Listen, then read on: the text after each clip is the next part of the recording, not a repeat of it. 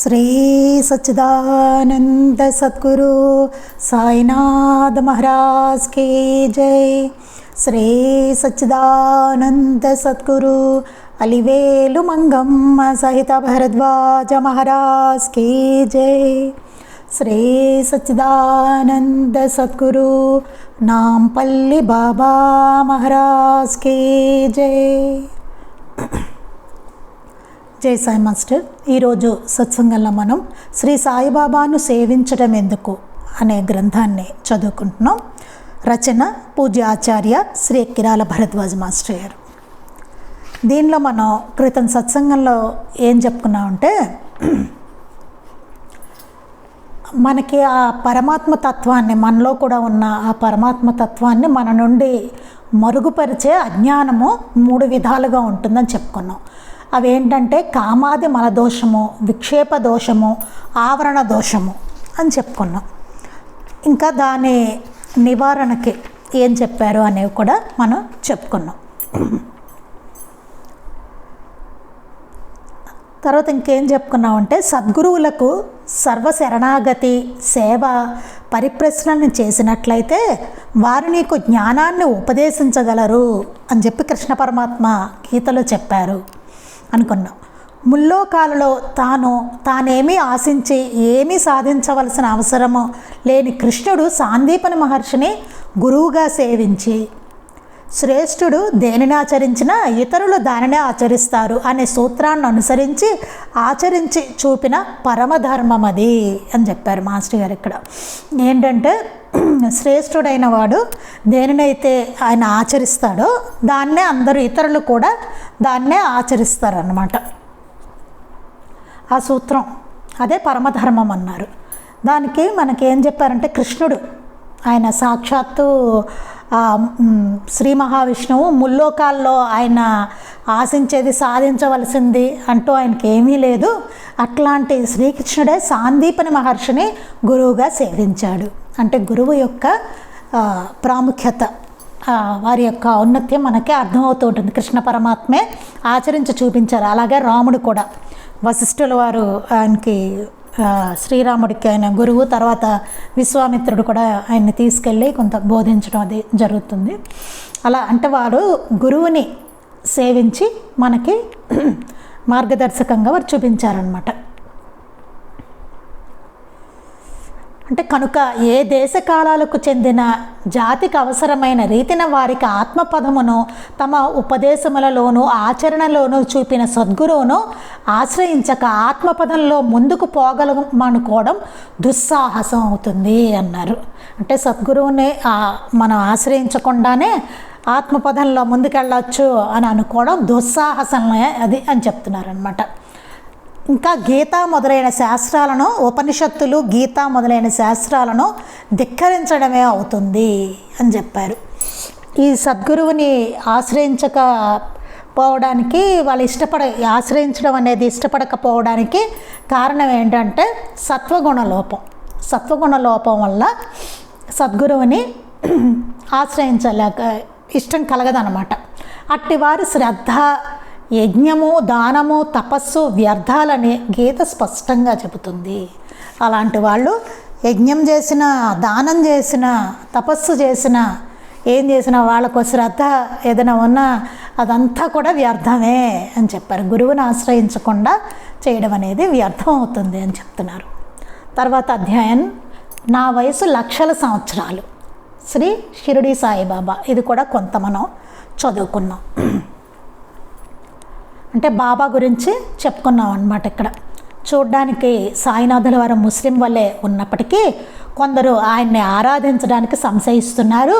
కానీ ఇది విజ్ఞులకు తగిన వైఖరి కాదని కొంచెం యోచిస్తే తెలుస్తుంది అని చెప్పారు। మామిడి పండు తొక్కు వగరని పండును పారేయడంలా ఉంటుంది అది అని చెప్తున్నారు। అది కాకుండా వింతైన సాయి వేషభాషల మాటన దాగి ఉన్నది పరమోత్కృష్టమైన సనాతనము, విశ్వజనీనము అయిన ధర్మసూత్రము కనుక దానిని గ్రహించడానికి యోచన గల మానవ మేధ అవసరము అని చెప్తున్నారు।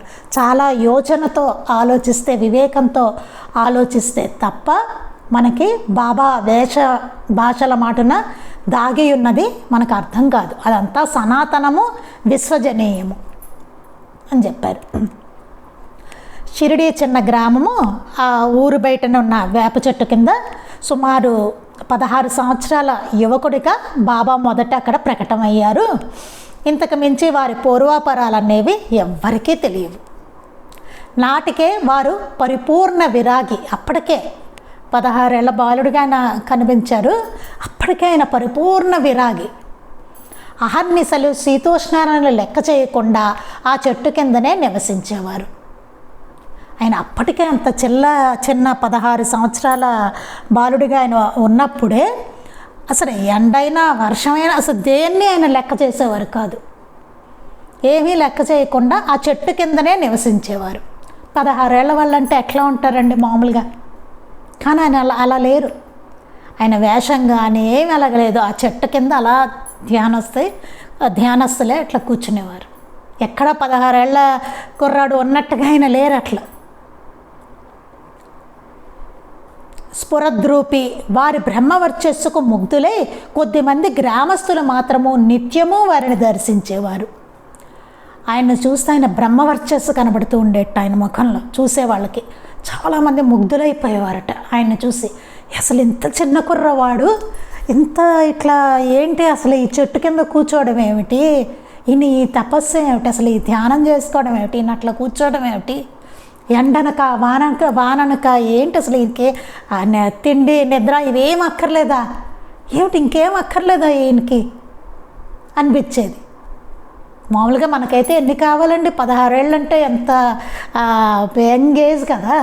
ఎట్లా ఉంటారు అసలు? ఆయన ఎలా ఉన్నారు? అందుకే అప్పటికే ఆయన పరిపూర్ణ విరాగి. ఆయన వర్చస్సుకి మంత్రముగ్ధులైపోయారట అందరూ. కొద్దిమంది గ్రామస్తులు వారు నిత్యము వారిని దర్శించేవారు. అలా కొద్దిమంది ఈయనలో ఏదో ఉంది అని చెప్పి ఆయన వర్చస్సుకి చూసి ముగ్ధులైపోయి కొంతమంది మాత్రం నిత్యం బాబాని దర్శించుకునేవారట. వారి వద్ద చేతిలో ఒక చిన్న దండము, భిక్ష కోసం రేకు డబ్బా, చిలుము గొట్టం తప్ప మరే వస్తువు ఉండేవి కావు. బాబా చేతిలో ఏముండేవిట? చిన్న దండం ఉండేది ఆయన చేతిలో. భిక్ష కోసం ఒక రేకు డబ్బా ఉండేది భిక్ష చేసుకోవడానికి. చిలుము గొట్టం తప్ప మరే వస్తువులు ఉండేవి కావు. ఇంకే వస్తువులు లేవు ఆయన దగ్గర. 16 ఏళ్ల వయసు అంటే మంచి మంచి బట్టలు ఇవన్నీ వేసుకుంటారు కదా, అట్లా ఏమీ లేదు ఆయన దగ్గర. ఏమీ లేవు, ఉన్న వస్తువులు ఇవేట. నిత్యం నియమంగా 5 ఇండ్లకు మాత్రమే భిక్ష కోసం వెళ్ళేవారు. నియమంగా ఆయన 5 ఇళ్ళకే భిక్షకు వెళ్ళేవారు అనమాట. వారేమీ పెట్టకున్నా 6వ ఇంటికి వెళ్లకుండా తమ స్థానానికే చేరుకునేవారు. ఆ 5 ఏళ్ల వాళ్ళు ఏం పెట్టకపోయినా సరే 6వ ఇంటికి ఇంక వెళ్ళేవాళ్ళు కాదు, వచ్చేసేవాళ్ళు. నమస్కరించిన వారిని అల్లా మాలిక్ హై, అల్లా అచ్చా కరేగా అని ఆశీర్వదించేవారు. ఎవరైనా నమస్కరిస్తే ఆయనకి అల్లా మాలిక్ హై, అల్లా అచ్చా కరేగా అని చెప్పి వాళ్ళని ఆశీర్వదించేవారట. ఎక్కువగా ఏకాంతముగాను మౌనంగాను ఉండేవారు. అప్పుడప్పుడు తమలో తాము ఏదో మాట్లాడుకుంటూ చిత్రమైన భంగిమలు చేస్తుండడం వలన ఎక్కువ మంది ఆయన పిచ్చివాడని అనుకునేవారు. ఆయన ఎక్కువ ఏకాంతంగా ఉండేవారు, మౌనంగా ఉండేవారు అన్నమాట.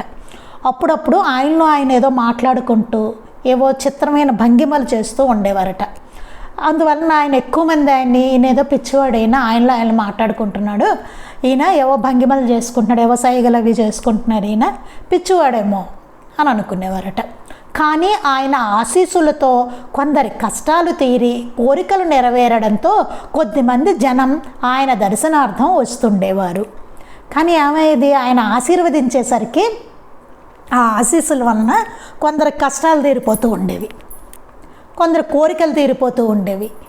ఇంకా దాంతో వాళ్ళు అమ్మో ఈయనలో ఏదో ఉంది, శక్తి ఉంది ఈయనలో అని చెప్పి వాళ్ళందరూ కొందరు జనం మాత్రం ఆయన దర్శనానికి వస్తూ ఉండేవారు. ఇలా రకరకాల అభిప్రాయాలు ఆ టైంలో షిరిడి ప్రజల్లో ఉండేది. కొంతమంది ఏమో ఈయన పిచ్చివాడు అనుకునేవారు, కొంతమంది ఏమో ఈయన చాలా గొప్పవాడు అని చెప్పి అనుకుని నమస్కరిస్తే వాళ్ళకి కష్టాలు కోరికలు ఇవన్నీ తీరుతూ ఉండేది. దాంతో అమ్మో ఈయన చాలా గొప్పవారు అని చెప్పి ఈయన దర్శనానికి కొందరు వస్తూ ఉండేవారు. ఈ వింత బాలుడు ఎవరు, ఎక్కడి నుంచి వచ్చాడనేది ఆ గ్రామస్తులందరి సమస్య. ఆ గ్రామస్తులందరికీ అనిపించట, ఏంటి ఇంత వింతగా ఉన్నాడు ఇతను, ఇంత చిన్న కుర్రవాడు చాలా వింతగా ఉందే అనిపించి ఎక్కడి నుంచి వచ్చాడు అని చెప్పి గ్రామస్తులందరూ అనుకునేవారట. అయ్యో తెలియట్లేదే అసలు ఎవరితను, ఎక్కడి నుంచి వచ్చాడు అని చెప్పి అడిగితేనేమో ఆయన ఏం చెప్పేవారు కాదు. ఒకరోజు ఒక భక్తుడికి దేవత పోనగా ఆ గణాన్ని అందరూ ఆ యువకుని గురించి అడిగారు. అప్పట్లో ఏంటంటే అక్కడ గణం అని ఉండేదన్నమాట. దేవత రావడం వాళ్ళ మీదకి వాళ్ళు చెప్పడం అనేది ఉండేది అప్పట్లో. అప్పుడు ఆ గణం ఒకసారి వస్తే వాళ్ళు దేవత పోనిందట. అప్పుడు ఆ గణాన్ని ఈ యువకుని గురించి అడిగారట. అడిగితే అప్పుడు ఆ గణము ఆ చెట్టు క్రింద ఒక చోట తవ్వించగా అడుగున ఒక భూగృహము, అందులో వెలుగుతున్న దీపాలు, పూజాదులు చేసిన గుర్తులు ఉన్నాయి. అప్పుడు ఆ గణం చెప్పిందట, ఆ చెట్టు కింద ఒక చోట తవ్వమని చెప్పింట. తవ్వించేసరికి అడుగున ఒక భూగృహం ఉందిట ఆ చెట్టు కింద. అందులో వెలుగుతున్న దీపాలు ఉన్నాయట, పూజాదులు చేసిన గుర్తులు ఉన్నాయట. దీపాలు వెలుగుతున్నాయట చూడండి, భూగృహం లోపల చెట్టు కింద ఎక్కడో దీపాలు వెలుగుతున్నాయట, పూజ చేసినట్టుగా అక్కడ గుర్తులు అవి ఉన్నాయట. అది చూపి ఈ యువకుడు ఇక్కడ 12 సంవత్సరాలు తపస్సు చేశాడు అని చెప్పి దేవత తొలగిపోయింది. ఈ యువకుడు, ఈయన గురించి అడిగారు కదా, ఈ యువకుడు 12 సంవత్సరాలు ఈ భూగ్రహంలో ఇక్కడ తపస్సు చేశాడు అని చెప్పారట. వెంటనే ఆ దేవత అతనికి ఎవరి మీద అయితే వచ్చిందో తొలగిపోయిందట. అంటే ఈ గణం అనేది ఎట్లా ఉండేదటేనండి, పూర్వం, ఇప్పుడు అంత లేవు కానీ ఎవరికైనా ఆ పూర్వజన్మ ఆ సంస్కారం అది ఉన్న వాళ్ళకి ఏమేదంటే వాళ్ళకి ఆ దేవత కాసేపు తాత్కాలికంగా కొంచెం సేపు ఆవిడ వీళ్ళకి ఆవహించి చెప్పడం అనేది ఉండేదన్నమాట, కొద్దిసేపు అంతే. తర్వాత మళ్ళీ మామూలుగా అయిపోయేవారు. వాళ్ళ గత జన్మలో వాళ్ళు చేసుకున్న సాధన, వాళ్ళ సంస్కారం వాటి బట్టి, ఆ సాధన గత జన్మలో ఏం చేశారన్న దాన్ని బట్టి వాళ్ళకి అలా తాత్కాలికంగా కాసేపు అట్లా రావడం అనేది ఉండేదన్నమాట అప్పట్లో. ఇప్పుడు ఎవరూ లేరు, దాదాపుగా ఎవరూ లేరు. అది నిజం కూడా కాదు, ఇప్పుడు మనం నమ్మక్కర్లేదు అట్లాంటివి. అప్పట్లో కాబట్టి అట్లా జరిగింది. అది జస్ట్ నేను క్లారిఫికేషన్ కోసం చెప్తున్నాను. ఆ యువకుడు ఇక్కడ 12 సంవత్సరాలు తపస్సు చేశాడని చెప్పి దేవత తొలగిపోయింది. ఇంతలో అక్కడికి వచ్చిన ఆ వింత యువకుడు ఆ భూగృహంలో తన గురువు యొక్క సమాధి ఉన్నదని, దాన్ని యథాపూర్వం మూసివేయాలని మాత్రమే చెప్పారు. ఇంతట్లో ఆయన అక్కడికి వచ్చారట బాబా. ఇంతలో అక్కడికి వచ్చి ఆ వింత యువకుడు, ఈ భూగృహంలో నా గురువు యొక్క సమాధి ఉంది, దాన్ని ఇంతకుముందు ఎలా ఉందో అట్లాగే మూసివేయండి అని చెప్పారట. నాటి నుండి ఎందరో వచ్చి ఆయనను అనేక ప్రశ్నలతో విసిగించసాగారు. అంతే, ఇంకా అప్పటి నుంచి చాలామంది వచ్చి బాబాని అనేక ప్రశ్నలు అడుగుతూ ఉండేవారట. కొద్ది కాలంలో ఆయన గ్రామం విడిచి ఎవ్వరికీ చెప్పకుండా ఎక్కడికో వెళ్ళిపోయారు. ఓ ప్రశ్నలు అడిగేవారట. మరి 12 సంవత్సరాలు ఆయన భూగృహంలో తపస్సు చేశారట. చూస్తే 16 ఏళ్ల వయసు ఉన్నవాడిగా ఆయన అక్కడ ఉన్నారు. అంటే అసలు ఎప్పుడు తపస్సు కూర్చున్నారు ఆయన? అంత చిన్న వయసులో ఆయన కూర్చున్నారు తపస్సుకి. చూడండి అసలు ఎట్లా ఉంది, మనకెక్కడ అసలు అందదు ఆలోచనలకు ఎక్కడ అట్లా. అందుకని ఇంకా ప్రశ్నలు అడగడం మొదలెట్టారట ఆయన్ని. అంతే, ఇంకా బాబా ఏం చేశారట, కొద్ది కాలంలో ఆయన గ్రామం విడిచేసి ఎవ్వరికి చెప్పకుండా ఎక్కడికో వెళ్ళిపోయారట. 1856 సంవత్సరంలో ధూప్ గ్రామానికి చెందిన చాంద్ పాటిల్ అను సుసంపన్నుడైన ముస్లిం ఎక్కడికో వెళుతుండగా దారిలో అతడి గుర్రం తప్పించుకొని కనిపించకుండా పోయింది. ఇంతట్లో తర్వాత ఏమైందంటే 1856 సంవత్సరంలో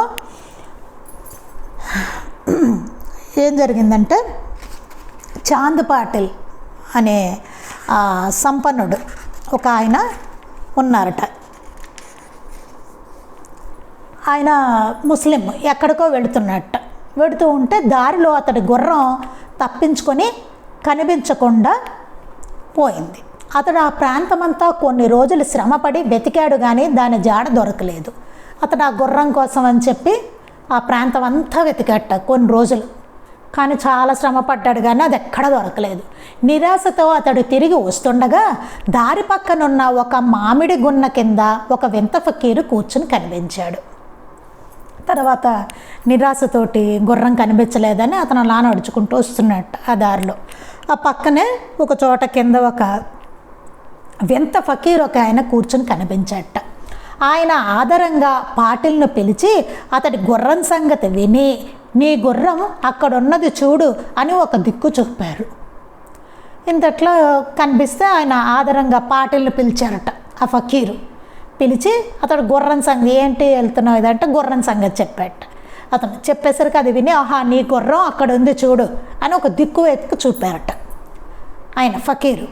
అక్కడ తన గుర్రాన్ని చూచి పాటిల్ దాన్ని తీసుకుని కృతజ్ఞతతో ఫకీరు వద్దకు వచ్చాడు. ఆయన చెప్పినట్టుగానే ఆ దిక్కును గుర్రం ఉందిట అక్కడ.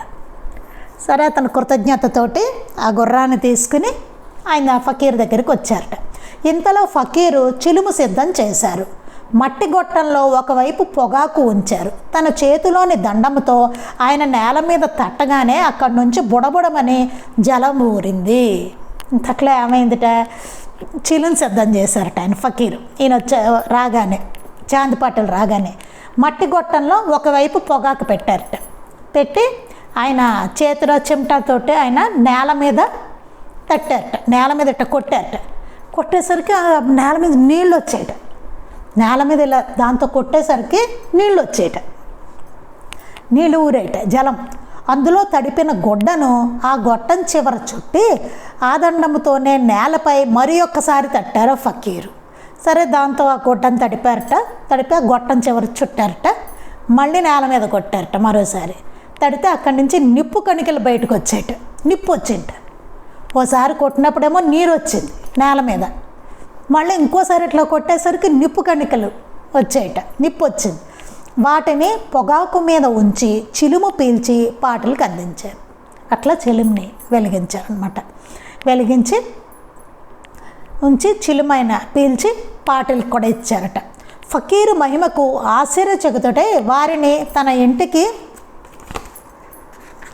ఒకసారండి జయసనాసం వారింటికి ఫకీరు మహిమకి ఆయన ఆశ్చర్యచకితుడై ఇంకా వారింటికి తీసుకెళ్దామని చెప్పి అతను అనుకుంటాడు అన్నమాట. తీసుకెళ్దాం అనుకుని ఆయన్ని ఇంటికి తీసుకెళ్తాడు. చాంద్ పాటిల్ వాళ్ళ ఇంటికి బాబాని తీసుకెళ్తారు అనమాట. ఆ ఫకీర్ని తీసుకెళ్తారు. కొద్ది కాలంలో అతని మేనల్లోని వివాహం షిరిడీలో జరపడానికి నిశ్చయమైంది. కొద్ది కాలం అక్కడ ఉన్నారనమాట చాంద్ పాటిల్తోటి. ఉన్న తర్వాత ఈ చాంద్ పాటిల్ యొక్క మేనల్లుడి వివాహం షిరిడీలో జరపడానికి నిశ్చయమైందిట. షిరిడీలో వాళ్ళ మేనల్లుడి వివాహం జరగవలసి ఉంది. ఆశీర్వదించడానికి ఫకీర్ను కూడా తీసుకొని పెండ్లివారు షిరిడీ చేరారు. ఆల్రెడీ తనకి బాబా పట్ల భక్తి కలిగింది.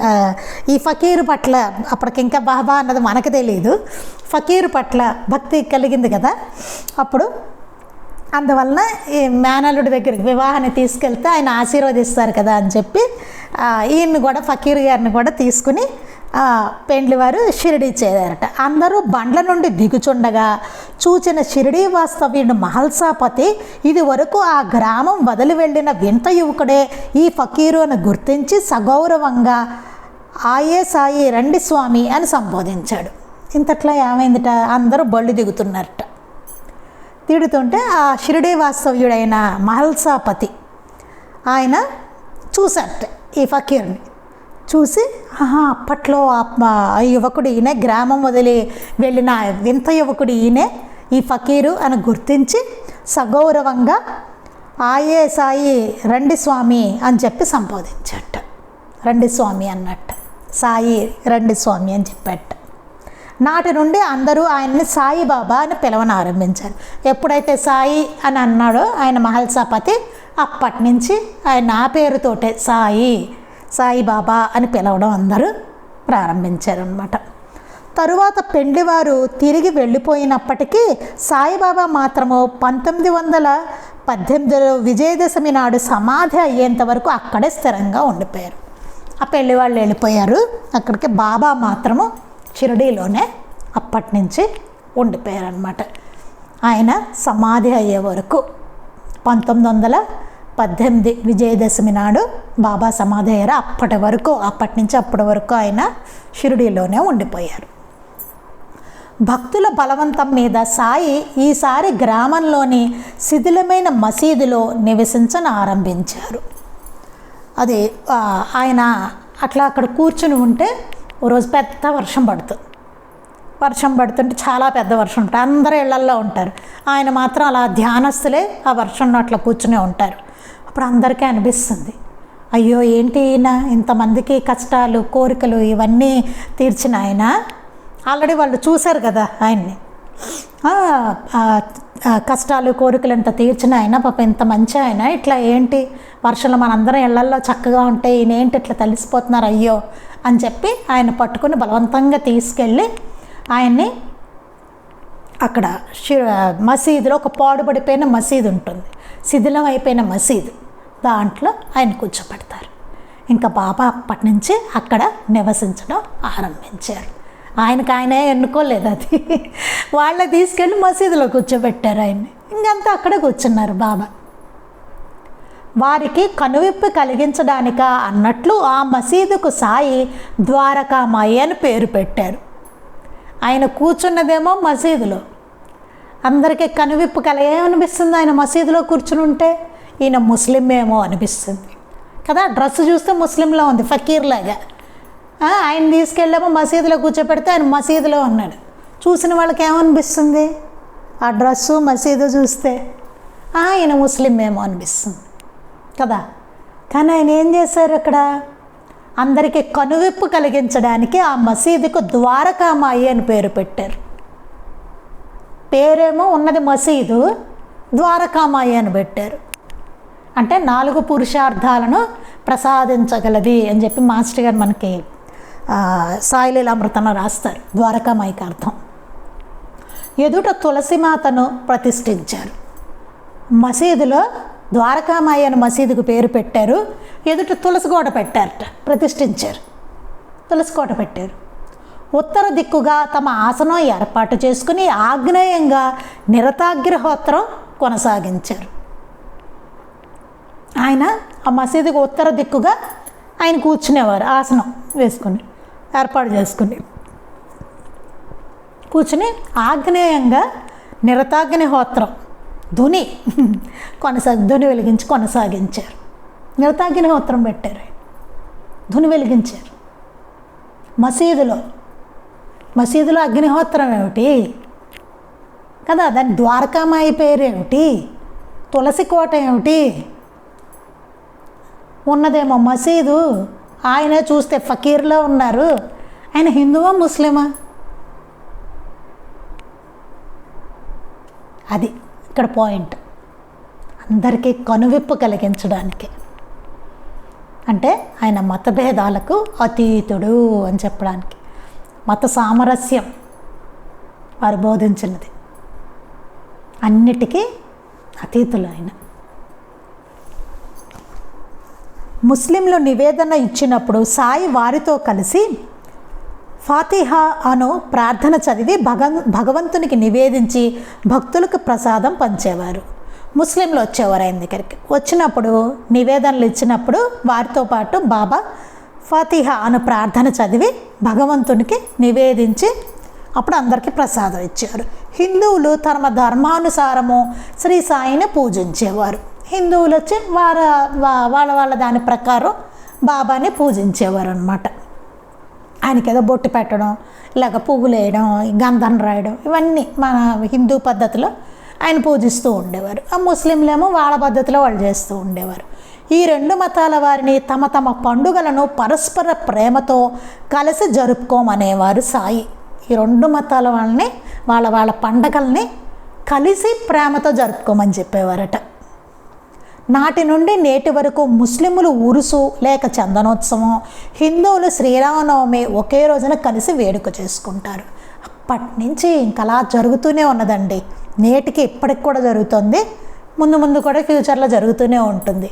ముస్లింలేమో ఉరుసు, అదే చందనోత్సవం అంటారు, హిందువులేమో శ్రీరామనవమి ఒకే రోజున వాళ్ళు కలిసి వేడుక చేసుకుంటారు. రెండిట్లోనూ అందరూ పాల్గొంటారు.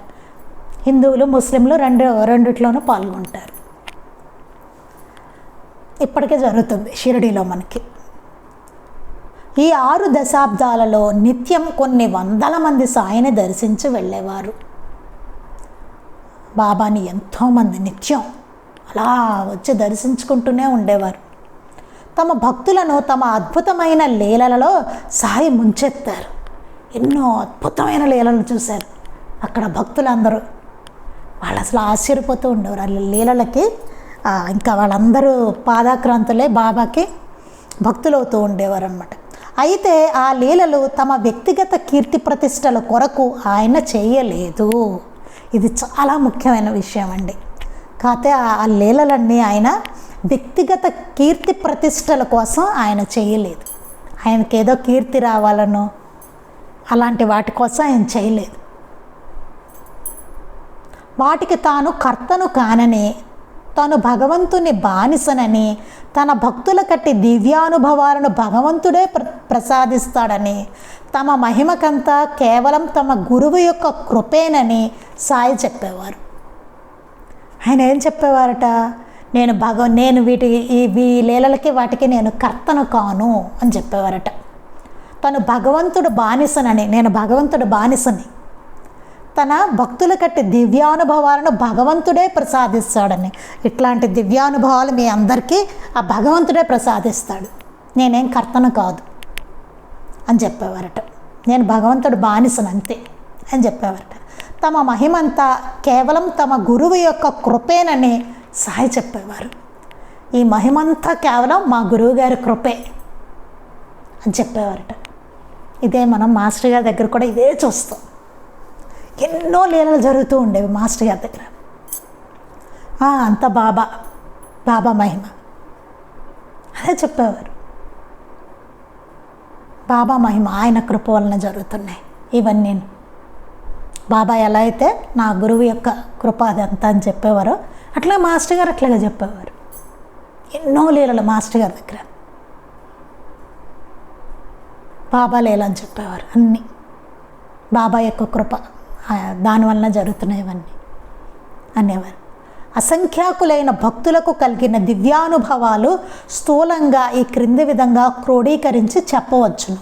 ఎంతోమంది భక్తులకు, అసంఖ్యాకులైన భక్తులకు ఎన్నో దివ్యానుభవాలు కలిగేట. వాటిని కొన్నిటిని ఇక్కడ మనం ప్రస్తావించుకుంటాం అన్నమాట. మాస్టర్ గారు కొన్నిటిని ఇక్కడ రాశారు. రామభక్తులకు శ్రీరాముడుగాను, విఠలుని భక్తులకు విఠలునిగాను, ఆంజనేయ స్వామిని కొలిచేవారికి మారుతిగాను, గణపతి భక్తులకు వినాయకుడిగాను, దత్తాత్రేయ భక్తులకు తామే దత్తమూర్తి అని సాయి దర్శనమివ్వడమే కాక అనుభవపూర్వకంగా నిరూపించారు కూడా. అంటే ఆయన సకల దేవతా స్వరూపులు. ఇది మనకి సాయి లీలామృతంలో సకల దేవతా స్వరూపం అనే అధ్యాయంలో చాలా ఎక్కువ ఉంటుంది. దాంట్లో మనం చదువుకుంటే ఇంకా బాగా అది ఇప్పుడు అర్థమవుతుంది అన్నమాట మనకి. రామభక్తులకి శ్రీరాముడుగాను, ఎవరైనా రామభక్తుడు వచ్చాడు అనుకోండి అక్కడికి, శ్రీరాముడిగా దర్శనం ఇచ్చారు ఆయన. రాముడు భక్తుడు కాబట్టి శ్రీరాముడిలా దర్శనం ఇచ్చారు అతనికి. విఠలుని భక్తుడు వచ్చాడు అనుకోండి, విఠలుడిగా దర్శనం అంట. ఆంజనేయ స్వామిని కొలిచేవాడికి వస్తే వాళ్ళకి ఆంజనేయ స్వామిగా, మారుతిగా. గణపతి భక్తుడికేమో గణపతిగా దర్శనం ఇచ్చారట. దత్తాత్రేయ భక్తులకేమో దత్తమూర్తిగాను దర్శనం ఇవ్వడమే కాకుండా అనుభవపూర్వకంగా నిరూపించారు కూడా. అలా దర్శనమే ఇవ్వడం కాకుండా అనుభవపూర్వకంగా వాళ్ళకి నిరూపించారనమాట. అంటే ఆయన నేను వేరు కాదు అని చెప్పారు. మీరు ఎవరినైతే పూజిస్తున్నారో వారు నేను వేరు కాదని చెప్పారు. అంటే ఆయన సకల దేవతా స్వరూపులు, అంటే ఆయన సకల దేవతా స్వరూపం ఆయన. ఇది చాలా వివరంగా మనకి సాయి లీలామృతంలో సకల దేవతా స్వరూపం అధ్యాయంలో చాలా క్లియర్గా ఎవరెవరు భక్తులకి ఎట్లా ఆయన దర్శనం ఇచ్చారు ఇవన్నీ ఉంటాయి అందులో. 2, వివిధ గురువులను సత్పురుషుల సేవించే వారికి తామే సకల సాధు సత్పురుషుల స్వరూపమని బాబా నిరూపించారు. అలాగే ఎంతోమంది గురువులని సేవించుకునే వాళ్ళకి, సత్పురుషులని సేవించుకునే వారికి ఆయనే సకల సాధు సత్పురుషుల స్వరూపం అని బాబా నిరూపించారు. ఎవరెవరైతే గురువుల్ని, సత్పురుషుల్ని, మహనీయుల్ని సేవించుకుంటున్నారో వాళ్ళందరూ కూడా ఆయనే అని చెప్పి, వారి స్వరూపం ఆయన అని చెప్పి బాబా నిరూపించారు.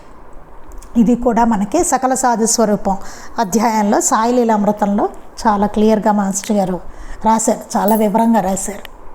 వారి వారి భక్తులకు తామే తమ సమకాలికులు అక్కల్కోట వాస్తవ్యులు అయిన స్వామి సమర్థుల రూపంలోనూ, గురుగోలోబ్ స్వామిగాను, సమర్థ రామదాస స్వామిగాను, నాందేడ్లోని మౌల్వీ సాహిబ్గాను, సాయిఖేడాలోని ధునీవాలా దాదాగాను, తపోవనంలోని సిద్ధయోగిగాను సాయి దర్శనాది అనుభవాలను ప్రసాదించారు. ఇలా ఎంతోమంది సత్పురుషులు, మహనీయులు, సద్గురువులు వారి రూపాల్లో ఆయనే ఉన్నానని నిరూపించారనమాట. వాళ్ళకట్టి అనుభవాన్ని ఆయన ప్రసాదించారు. సకల జీవరాశి 3 సకల జీవరాశి తమ రూపాలేనని కూడా సాయి భక్తులకు నిరూపించారు. సకల దేవతలు ఆయనే అని నిరూపించారు. సకల సాధు సత్పురుషులు, సద్గురువులు అందరూ ఆయనే అని నిరూపించారు. మళ్ళీ సకల జీవరాశి కూడా ఆయనే అని చెప్పారు. చూడండి, అసలు అంటే ఆయన కానిదంటూ ఏదీ లేదని నిరూపించారు. మొత్తం ఉన్నదంతా ఆయనే అని. జీవరాశి కూడా ఆయనే అని చెప్పారు. ఆ కుక్కలో ఉన్న, పిల్లిలో ఉన్న అన్నిట్లోనూ నేనే ఉన్నానని చెప్పారు, నిరూపించారు ఆయన. అది ఇంకా మనం మిగిలింది రేపు చదువుకుందామండి, ఎట్లా నిరూపించారు ఏమిటి అనేది. సకల జీవరాశిలోనూ ఆయనే ఉన్నానని నిరూపించింది కూడా మనం చదువుకుందాం. అంటే మనం ఆల్రెడీ లీలామృతంలో చదువుకున్నాం, కానీ మళ్ళీ ఒకసారి అన్నమాట. ఇంకా మనకి కాస్త స్థిరం అవుతుంది, మనకి ఇంకా చదువుకుంటే ఇంకా బాగా అర్థం అవుతూ మనకి బాగుంటుంది అది. శ్రీ సచ్చిదానంద సద్గురు సాయినాథ్ మహారాజ్ కీ జై. శ్రీ సచ్చిదానంద సద్గురు అలివేలు మంగమ్మ సహిత భరద్వాజ మహారాజ్ కీ జై. శ్రీ సచ్చిదానంద సద్గురు నాంపల్లి బాబా మహారాజ్ కీ జై. గురుదేవ దత్త అవధూత చింతన. లోకా సమస్తాః సుఖినో భవంతు. లోకా సమస్తాః సుఖినో భవంతు. లోకా సమస్తాః సుఖినో భవంతు. జై సాయి మాస్టర్.